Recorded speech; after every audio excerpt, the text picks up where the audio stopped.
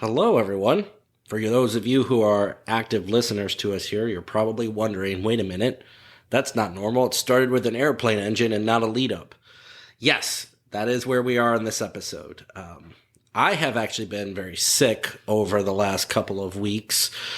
So unfortunately, I have not been able to get on and do much with the podcast. I have been reading comments that were coming in, and some of them basically were that people like it more when it's less structured, and I am more at this level, just kind of having conversations. So I figured I would do a couple of things in this episode, see how it works, see how people like it. We're going to go without really editing. I edit a lot on this, so most of the time you don't get to hear the blooper reel of a lot of F-bombs, and other things, maybe a dog barking in the background, maybe my neighbor who is kind of like Sasquatch, who comes out and makes some noise here and there, especially if the Green Bay Packers are winning. So we're going to go without that. We're going to just kind of let it roll here, see how people like it, get into some stories, follow our same flow. It is Black Friday, so the day after Thanksgiving, so I thought maybe we'd do more of a positive story today.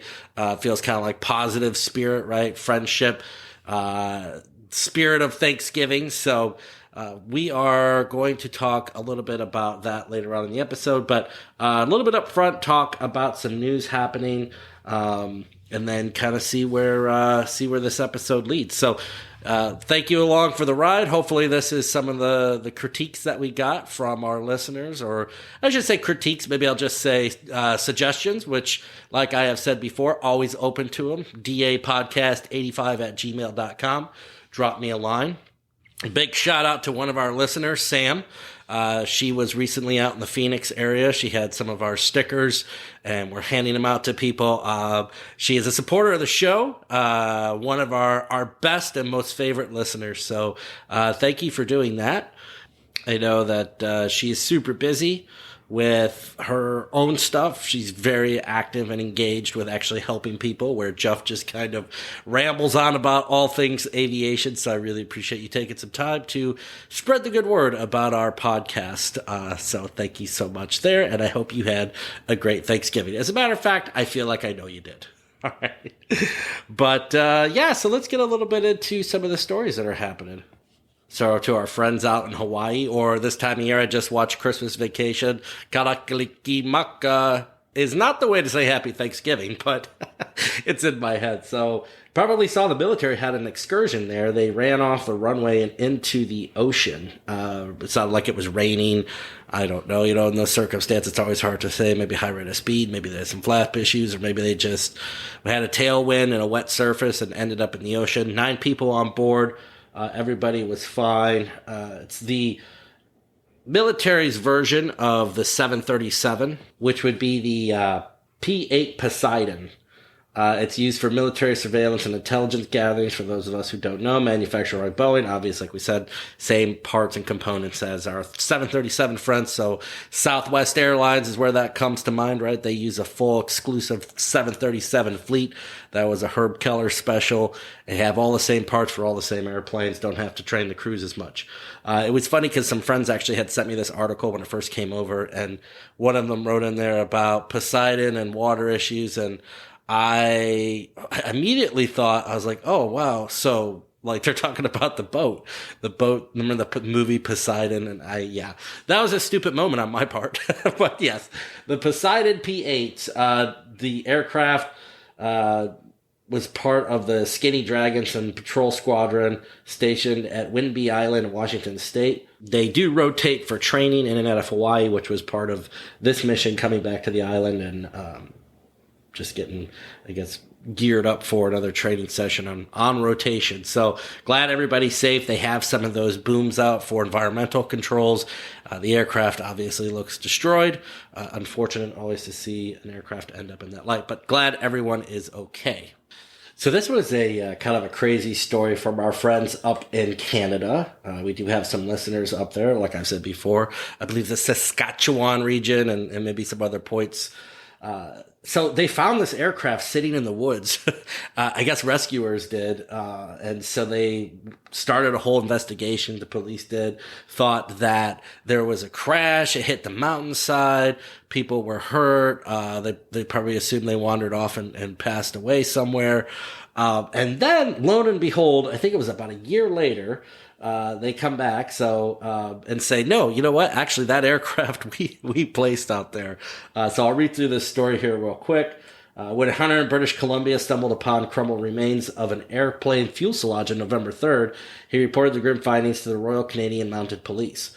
Officers were dispatched to the remote crash site to survey the wreckage and conclude that the shell of the bush plane, with no motor, wings, doors, or seats, was likely more than 2 decades old. Investigators surmised that the plane had probably been destroyed in a crash, but no bodies were discovered near the site. So after this story broke, the Canadian Civil Air Search and Rescue Association came forward and basically said, sorry! They came forward and said, you know what, we stuck that up there for training. They did supposedly put a note on it. They don't know what happened to that. The fuselage, they said, was never meant to be a secret. The wreckage was placed near Cunniff Lake, but both the local airport and the Providence, Maine Rescue Coordination Hub in Victoria were notified. Like I had mentioned, they said there was placards in the wreck and even a phone number to call. He's not sure what happened. Maybe the placards. So there you go. Now you're going to have to listen to that mistake because I'm not going back. You're going to have to say, aha, Jeff says placards. That's what we get without editing. Now we all get to listen to Jeff Flub. The placards wore off, but in this case, it doesn't look like the authorities followed protocol. It's so interesting to me. I said I've worked in aviation for a long time. That interagency governments, they just don't seem to communicate that much. We always have disaster training, and whether, it's the state police or local police, county police, they all never really seem to get on the same page. All obviously usually a group of good people, but boy, sometimes it's like, could we just maybe have a little further communication? But it doesn't seem to always come to fruition, especially you're talking different agencies. Air traffic control is one of the worst for passed out information. You will talk to one air traffic controller on a shift, and literally the next controller on after the debriefing will ask all the same questions that the previous controller did. There's really no passed out at all. And I say that with my brother being an air traffic controller, so it's in the family, so nobody get mad at me about that. That's just life. All right.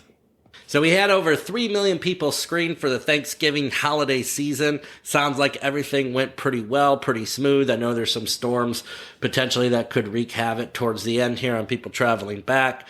But so far, it seems like, generally speaking, everybody got to where they needed to go, which was family and friends and loved ones. And so that is great. Around here, it's starting to look a little more like Christmas now. I hung the Christmas lights up last night, of course, even though I was so studious to put my lights away last year. By that I mean wrapping them up in a ball, throwing them in the shed. There were issues. There's always, a light out, strand out. So pretty much have it 100% though now. Have the trees lined up. Have the Christmas Snoopy sitting there. He's ready to go.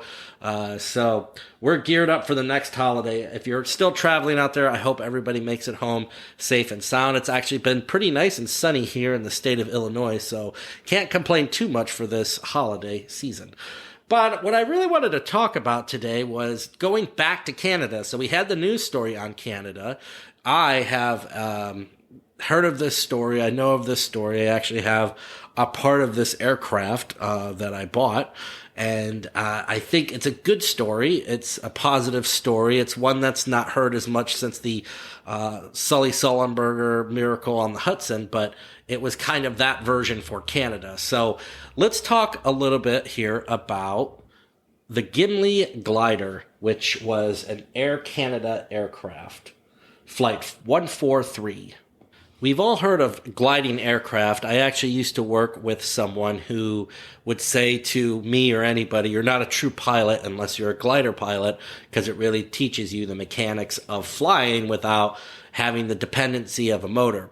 I'm not necessarily a strong head in that thought, but that was his. He also wore green shoes and drove a Grand Prix that had the center console ripped out of it and the shifter was missing, so he had to shift it with a wrench. So he, take his advice with a grain of salt. But I think in this case, he probably has a point that obviously it hones on those skills when you're gliding an aircraft. Now, in this instance, when we talk about this Canadian aircraft, obviously a 767 is not meant to be a glider. It is very much meant to be propelled forward with jet engines. But in this instance, it did become a glider, the world's largest glider. So we're going to get in our DeLorean and we're going to travel back to the decade of excess, the 1980s. In this case, July 22nd, 1983, with a brand new 767 Boeing aircraft for Air Canada. On July 22nd, the captain, John Weir, and co-pilot, Captain Donald Johnson, not the Don Johnson. Well, maybe it was Don Johnson from Miami Vice. Miami Vice didn't come out till 85. This is 83. Maybe he had something to do. Well, wait, let's see. Navigator Ricardo Tubbs. Yep, this looks like that. Just kidding. No. Co-pilot, Captain Donald Johnson. He probably went by Donald because he didn't want everybody to say Don Johnson to him. We're told by a flight mechanic that there was a problem with one of the fueling systems that records on the aircraft. They did a manual check of the fuel on this flight and converted the dripstick reading from centimeters to liters to kilograms, finding that it agreed with the computer system that is having some flaws. The plane flew from Toronto to Montreal without incident. At Montreal, Captain Robert Bob Pearson and First Officer Maurice Quintel took over the aircraft as Flight 143 to Ottawa and Edmonton. During the handover, Weir told Pearson that a problem existed with one of the components for the fuel recording system. Pearson decided to take on enough fuel to fly to Edmonton without refueling in Ottawa. Meanwhile, an avionics technician had entered the cockpit and read the logbook. While waiting for the fuel truck, he enabled a defective channel and performed a self-test on the fueling system. Distracted by the arrival of the fuel truck, he left the channel enabled after the failing of the fuel test. Pearson entered the cockpit to find the system was blanked out as he expected. After taking a dipstick measurement, Pearson converted the reading from centimeters to liters to kilograms. The aircraft flew without incident to Ottawa. At that point, they took another measurement in density in pounds to liters. Since the aircraft had enough fuel to reach Edmonton, no fuel was loaded in Ottawa. So let's set this up for the scene, right? You have a brand new 767 aircraft. You're in Canada. You have a beautiful day for flying, state-of-the-art equipment, but there is an issue with your fuel control system, so they're doing some manual adjustments to it, looking at the system. People are coming in from the fuel trucks. Everybody's writing stuff down, and you've made it to Ottawa. The flights have been fine, and now they're continuing on their way. While they're cruising at 41,000 feet shortly after 8 p.m., the aircraft's cockpit warning system sounded. The captain and co-pilot looked and it was indicating a fuel pressure problem on the aircraft's left side. Assuming that the fuel pump had failed, the pilots turned off the alarm, knowing that the engine could be gravity-fed in level flight. Seconds later, the fuel pressure alarm on the right side sounded. At 41,000 feet and cruising over Red Lake, Ontario, both the pilot and the co-pilot know they're in big trouble. This prompted the pilots to divert to Winnipeg. Suddenly, the left engine failed. The pilots began preparing for a single-engine landing.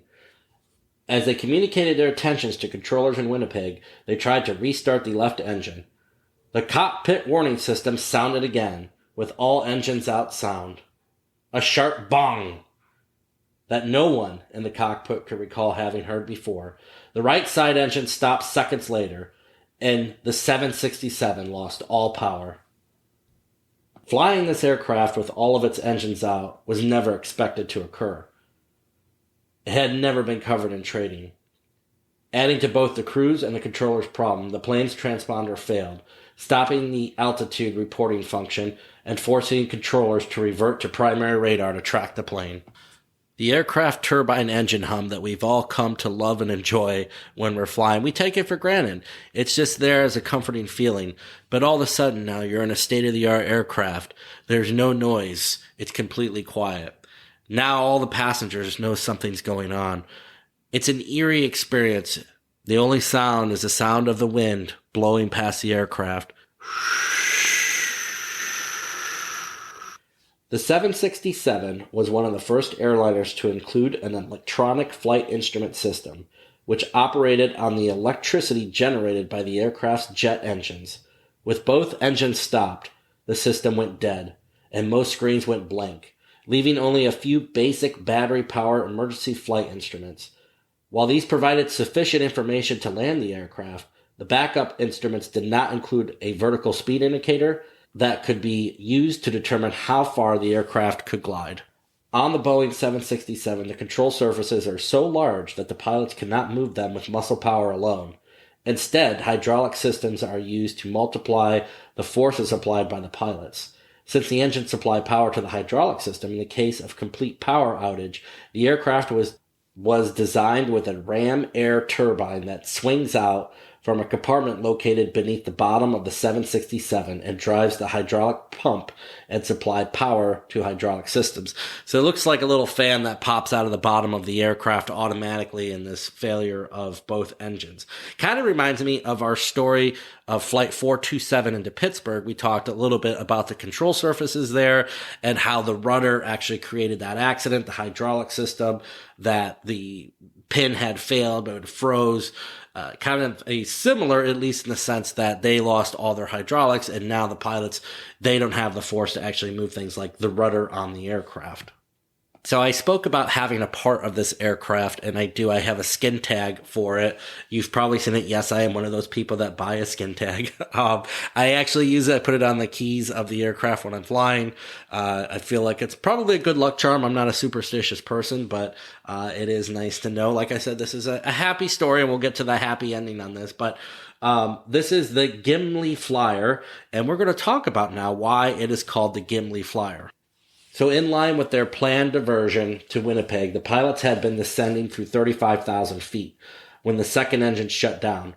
They had searched their emergency checklist for a section on flying the aircraft with both engines out, only to find that no such section existed.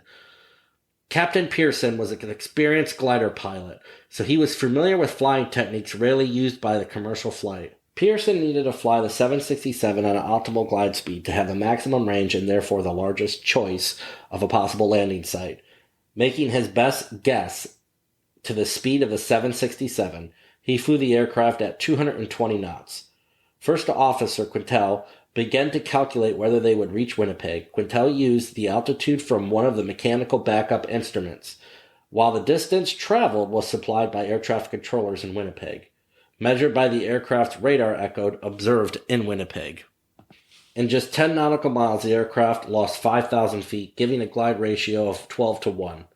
At this point, the first officer recommended landing at Station Gimli, a closed Air Force base where he had once served as a pilot for the Royal Canadian Air Force.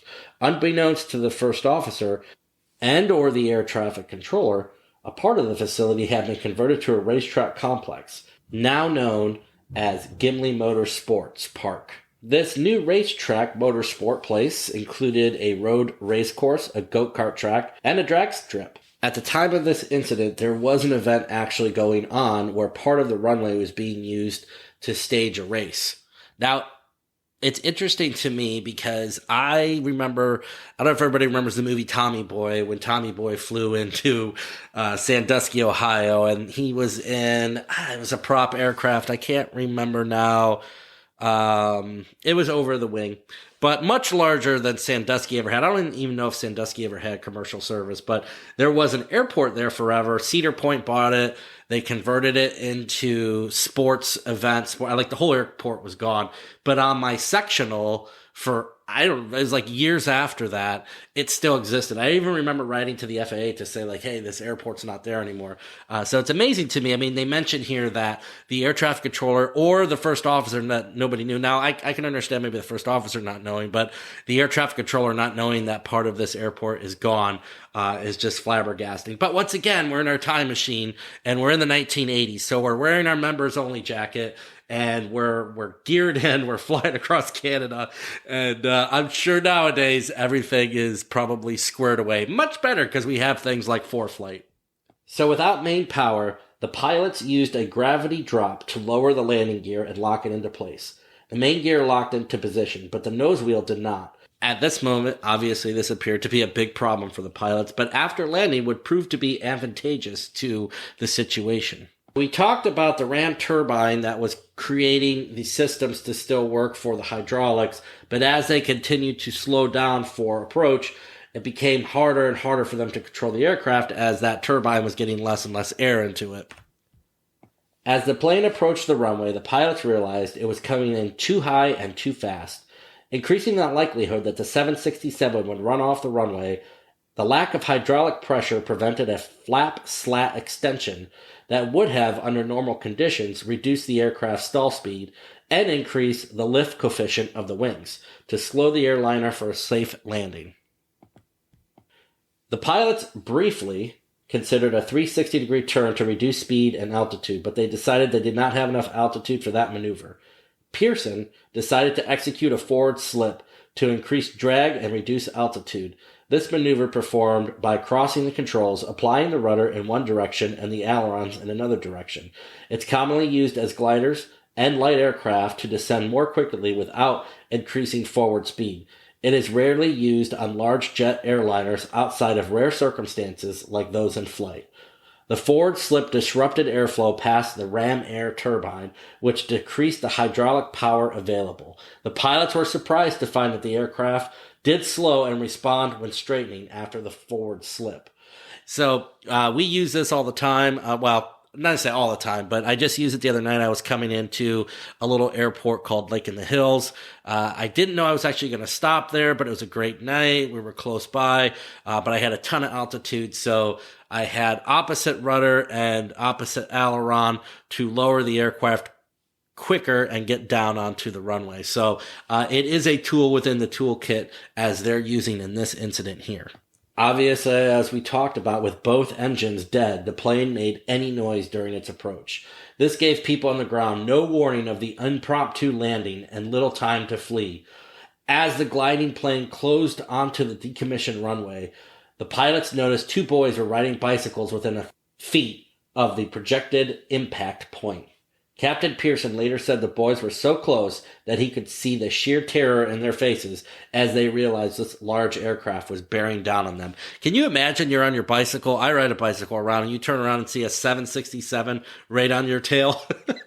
I would be scared too. I do have a sweet rubber duck on my handlebar. At the very least, I might chuck it at it, just to let them know let them know I'm there. The passengers on the aircraft were briefed as they were coming in that they were going to do an emergency landing without engines. So everybody is now just quiet. Eerie silence is over the aircraft. No engines, no noise. They know they're making an emergency landing. Their airstrip that was now formerly an airstrip is covered with race cars and campers and kids. And now everybody's seeing this giant Canadian aircraft coming down onto what was the runway. There were two main factors that help avert disaster: the failure of the front landing gear to lock into position during the gravity drop, and a guardrail installed along the center line of the repurposed runway to facilitate its use as a drag race track. Pearson braked hard as soon as the wheels touched down on the runway, skidding and promptly blowing out two of the aircraft's tires. The unlocked nose wheel collapsed and forced back into its well, causing the aircraft's nose to slam into, bounce off, and then scrape along the ground. The additional friction helped to slow the aircraft. This kept it from crashing into the crowds around the surrounding runway. Pearson applied extra right brake, which caused the main landing gear to straddle the guardrail. Air Canada Flight 143 came to a final stop on the ground 17 minutes after running out of fuel. No serious injuries occurred among the 61 passengers or the people on the ground. As the aircraft's nose had collapsed onto the ground, its tail was elevated, so some minor injuries occurred when passengers exited the aircraft via the rear slides. This happened because the nose gear would collapse and the slides were not long enough to actually reach the ground since the tail of the aircraft was elevated. But minor injuries, to say the least, for this type of accident. Another one of the fortunate items here of having this actually as a race event now, racers and course workers had portable fire extinguishers and were right on the scene to extinguish minor fires in the nose wheel area. The Aviation Safety Board of Canada, which is the predecessor to the Transportation Safety Board of Canada, as we remember from our national accident that happened in Canada, there was basically a one side thinking that something else had happened in that accident versus the other side, and it was dismantled, if we remember from that podcast. If you don't remember, you can go back and listen to it. It's under our military episode. But they reported that Air Canada management was responsible for corporate and equipment deficiencies. Their report praised the flight and cabin crews for their professionalism and skill. It noted that Air Canada neglected to assign clearly and specifically the responsibility for calculating the fuel load in an abnormal situation. It further found that the airline had failed to relocate and the task of checking a fuel load, which had been the responsibility of the flight engineer on older aircraft flown with a crew of 3. As we know, 767, a crew of 2. The safety board also said Air Canada needed to keep more spare parts, including replacements for defective equipment quantity indicators in a maintenance inventory, and provided better, more thorough training on the metric system to its pilots and fueling personnel. The final report investigation was published in April of 1985. So what happened here was all that confusion we saw at the beginning, right? We have no navigator now. We have a new aircraft, two flight members, no third flight member, no navigator now. We have flight crew members coming in. We had a swap out between those two groups. Then there was a problem with the flight or the fuel recording system on the flight. And then you have fuelers coming in. What really, at the end of the day, this came down to a simple mathematical problem of converting gallons to meters.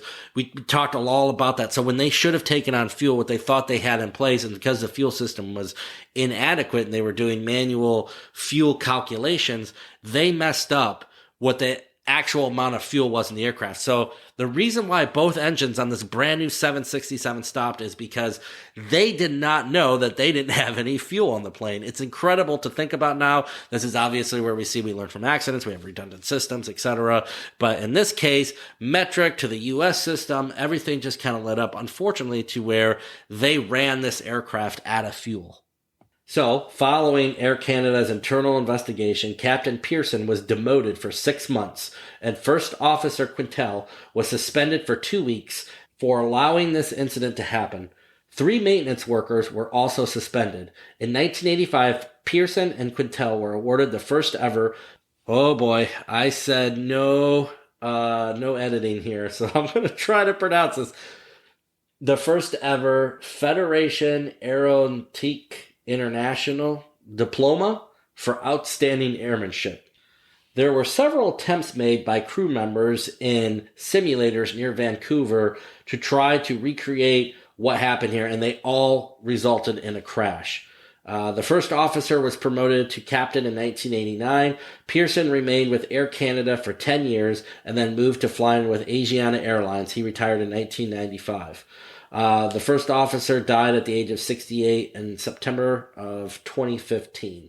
The aircraft was temporarily repaired at Gimli and flew out 2 days later to be fully repaired at a maintenance base in Winnipeg. The aircraft returned to service with Air Canada after full repair.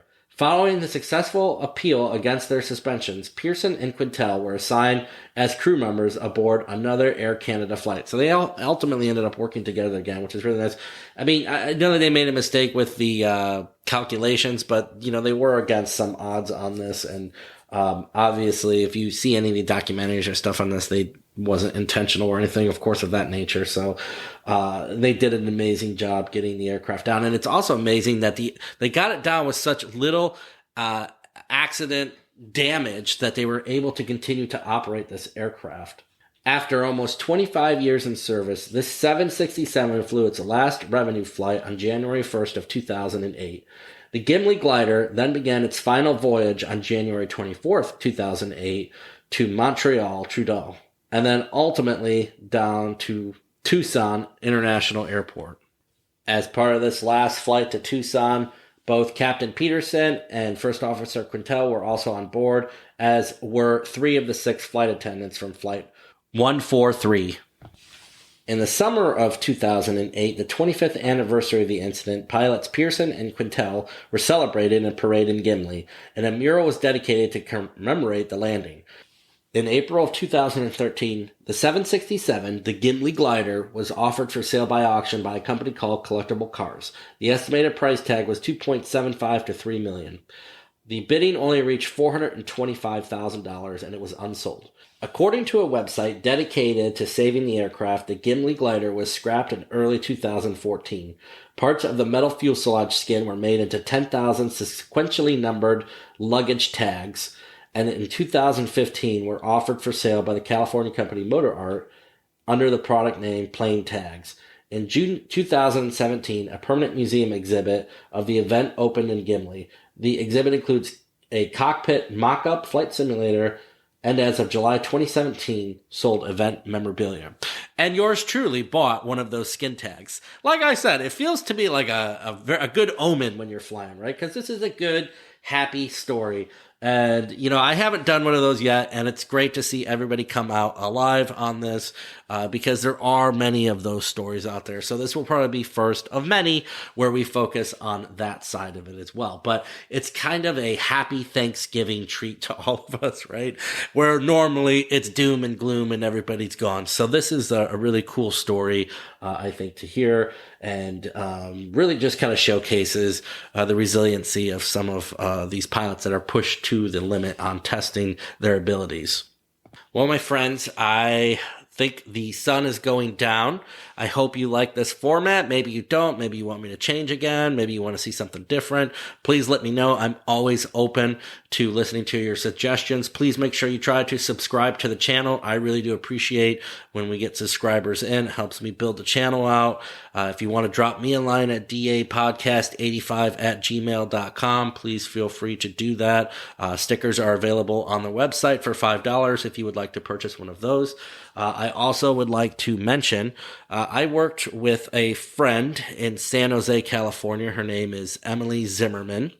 This was back in about 2012. So Emily and her family, her husband and her kids, she was the airport security coordinator, which is a required position or role to have at airports that have commercial service. So TSA has someone to contact directly that works for the airport.